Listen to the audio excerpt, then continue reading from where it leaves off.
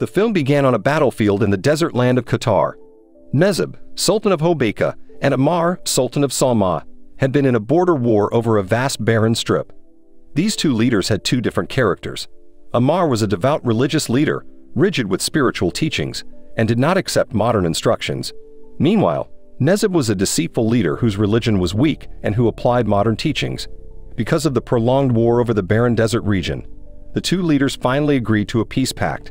The area would belong to neither, becoming a no-man's land between their territories. The conflict area was called the Yellow Belt. They both swear to the pact before God. As a guarantee of the peace agreement, Nezib would take Sultan Ammar's sons, Salah and Atta, as hostages. Nezib promised to take care of the two names as he cared for his two children, Tariq and Layla. If anything happens to them, Ammar will return to fight Nezib. After saying goodbye to his two sons, Ammar left the place as a sign of starting the peace agreement between them. One night, Nezib conveyed the sad news to Salah and Atta that their mother, Princess Samira, had died. Salah and Atta were unfortunate to hear the news. Salah and Atta were now living their lives under Nezib. Atta, who has a hobby of reading, looked very familiar with Nezib's daughter Layla. They became good friends until they were separated in adolescence. As was the tradition of the Arab nation, girls who had started to grow up would be in seclusion. As time went by, when Salah and Atta began to grow up, there was a difference between the two of them. Ammar's eldest son, Salah, grew into a brave, firm man with a hunting hobby, always accompanied by his pet falcon. While Atta was an avid reader, he grew into a simple and gentle man who spent his daily time reading books. At one time, Hobeika had experienced a deadly cholera outbreak. This condition was exacerbated by the life of the poor town of Hobeika, where no plants could grow in that area, and no traders wanted to come to the city of Hobeika. That's why Nezib intended to change the fate of Hobeika, which he led to become an Arab land that people would visit worldwide. One day, a small plane carrying an American geologist from Texas came to Hobeika. When meeting Nezib, Mr. Turkettlesat claims to be a Texas oil company representative. He told Nezib they found high-grade crude oil reserves worldwide in his area. Nezib initially felt unsure about what Mr. Turkettlesat if the arid and barren area contained oil, but he finally believed after being shown a rock sample containing oil. Mr. Turkettle said that managing the abundant oil would make him more prosperous than the King of England. However, the oil reserve's location was in the Yellow Belt area, disputed with the Salma tribes. Nezib allowed Turkettle's company to extract oil from the Yellow Belt, thus violating his peace pact with Sultan Ammar. One day, the oil drillers area managed to find the source of the oil reserves they were looking for in the Yellow Line. Nezib sent his envoy to Ammar to strike a deal to extract oil from the Yellow Belt. The journey would take months on camels across the vast desert. Salah asked Nezib to be sent to the city of Salma so he could negotiate with his father, but Nezib refused. Meanwhile, oil enthusiasts continued to explore very abundant oil. Due to the presence of an oil company there, Nezib started to modernize his kingdom with schools, hospitals, and electricity. He also built a city library and appointed Atta, who has a hobby of reading and writing, as the national librarian. Then there was a terror at the oil mining site. A worker was killed and put in an oil tank. It was done by one of the small tribes who disapproved of mining. It made Mr. Turkettle got scared. Nezib guaranteed security and protection for the oil mining sites he managed. Nezib placed armed soldiers in the mining area while the delegation sent by Nezib to the city of Salma to negotiate finally returned to the town of Hobeika. Salah and Atta were very enthusiastic about attending the meeting held by Nezib to hear the results of the negotiations.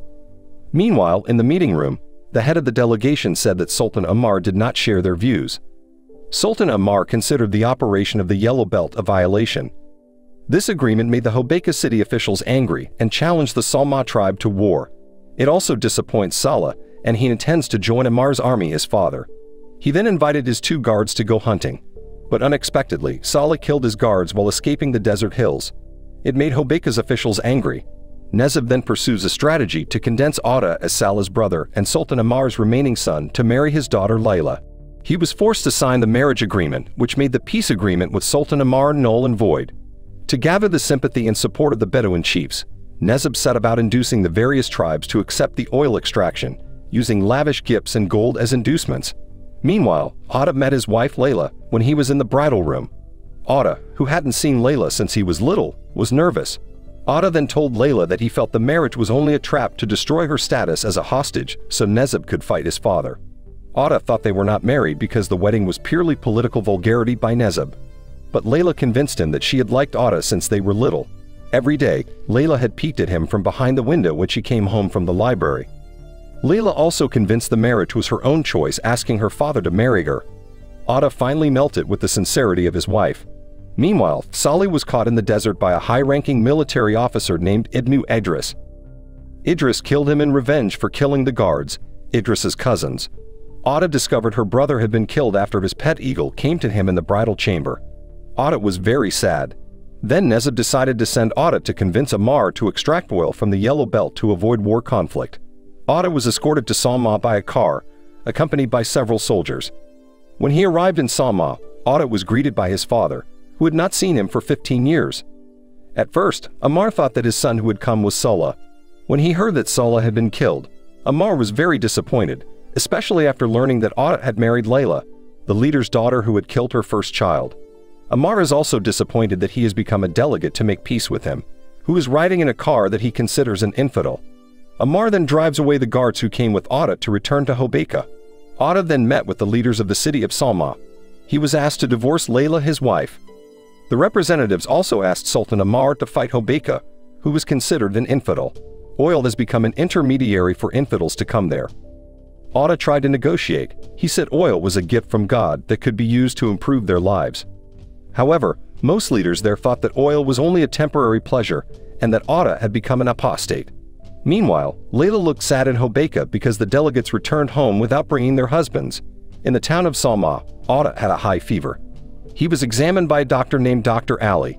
After reviewing the doctor, he said that Atta was only experiencing hypochondria, a kind of anxiety. Ali told Atta to calm his mind and exercise light because he could not give modern medicines prohibited in Salma. After all, these medicines came from abroad, which was considered a sin. Ali expressed his disappointment at Sultan Ammar, who had misinterpreted the Quran because the Prophet himself had said Allah had created a disease and its medicine. When Ali was about to say goodbye, Atta asked his full name. It was when Atta knew Ali was his brother from another mother. The next day, Atta went to see her father. The father praised Atta, who dared to express his opinion before the figures and scholars of Salma. On that occasion, Atta again asked his father's reasons for rejecting Nezib's invitation to peace, who now had a strong army. Ammar told Atta that Nezib offered 5%, then 35% of the earnings, but he refused. Ammar reasons what he got today. He said that everything in his home was made either out of blood or love, but not money, and that money has no value. Because his love for his wife, who was also his child's mother, makes Ammar's heart soften. Ammar sent an envoy, Hassan, to Hobeika to negotiate to discuss Atta's wedding celebration, which he did not know about. But during the negotiations, Hassan conveyed the terms of the peace deal from Ammar to return to the original agreement, which meant Nezib agreed to shut down the oil wells and expel the foreigners from the Yellow Belt. After that, Ammar would happily attend Atta and his daughter's wedding celebrations.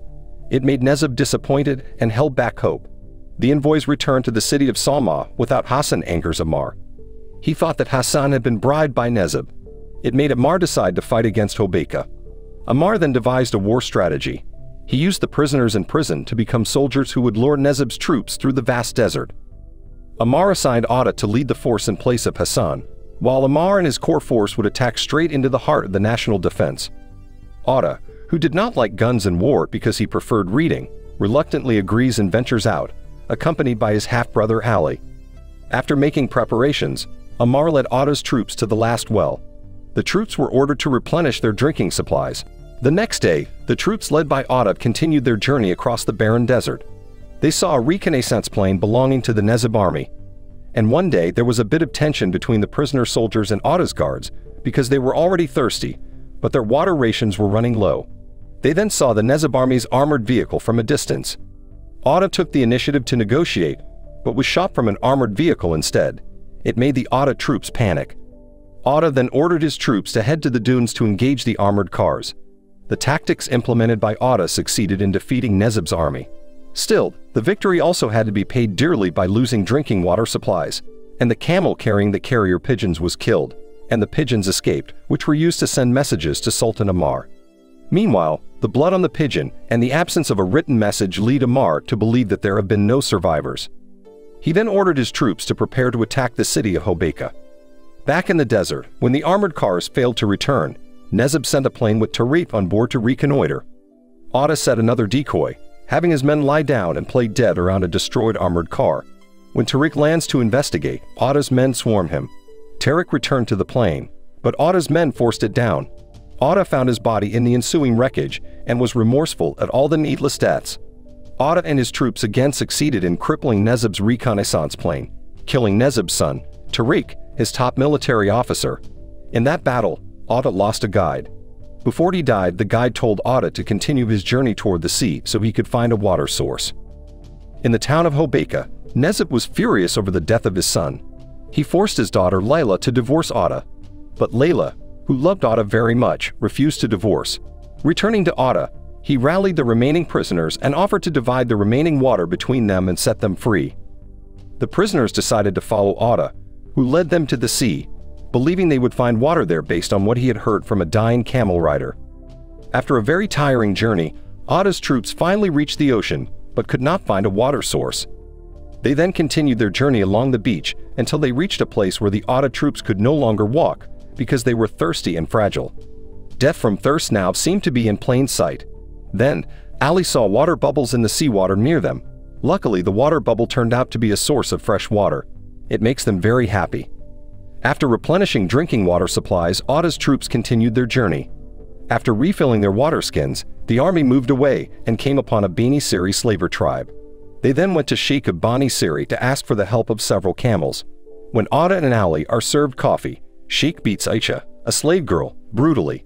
They felt sorry for the Sheikh slave girl. Atta tries to offer to buy the slave girl in exchange for his late mother's ring, but the Sheikh, whom Nezib has supplied, instead points a gun and is ready to arrest Atta. Luckily, the rest of Atta's men launch a surprise attack, surrounding and overwhelming the Bani Sari, leaving Atta to handcuff and disgrace the leaders of the Bani Sari tribe and free the enslaved people. It turned out Aisha belonged to the same tribe as his mother. She invited relatives to visit their place.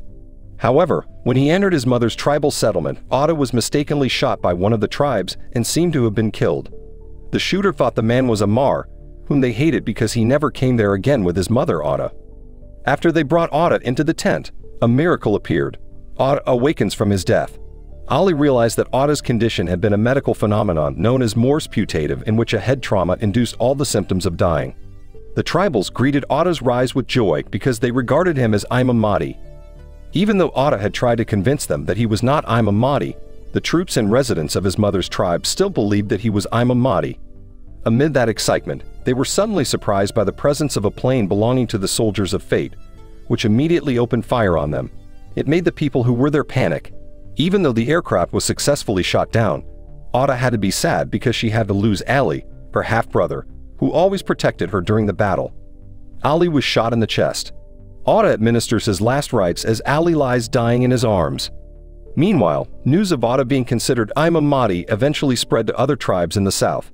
It made many tribal groups sympathize and choose to join the Atta army. Meanwhile, in the city of Hobeika, Sultan Ammar succeeded in besieging the city of Hobeika. Amid the siege, Nezib negotiated with Ammar. He offered to Ammar to take anything he wanted, including oil mines. But Ammar, who was not blinded by money, only wanted Nezib to honor their agreement 15 years ago.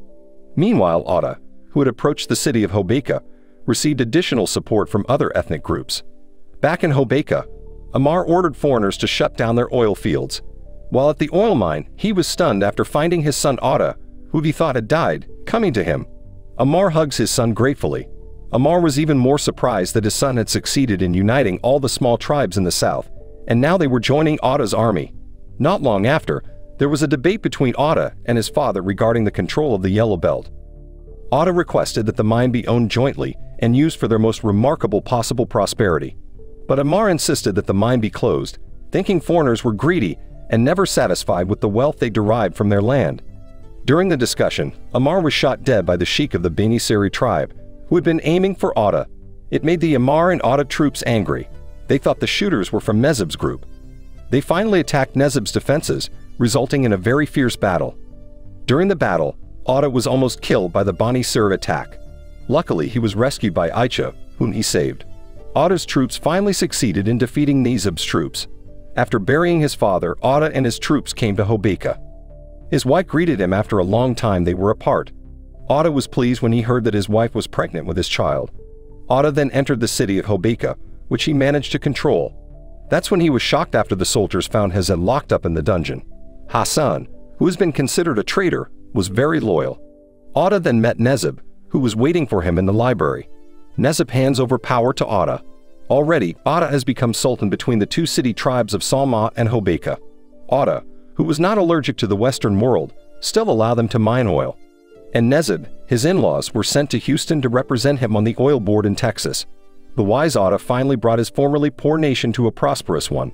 So what did you think of this movie? Leave it in the comments below. And if you liked the video, please like and subscribe for more movie recaps. See you in the next video.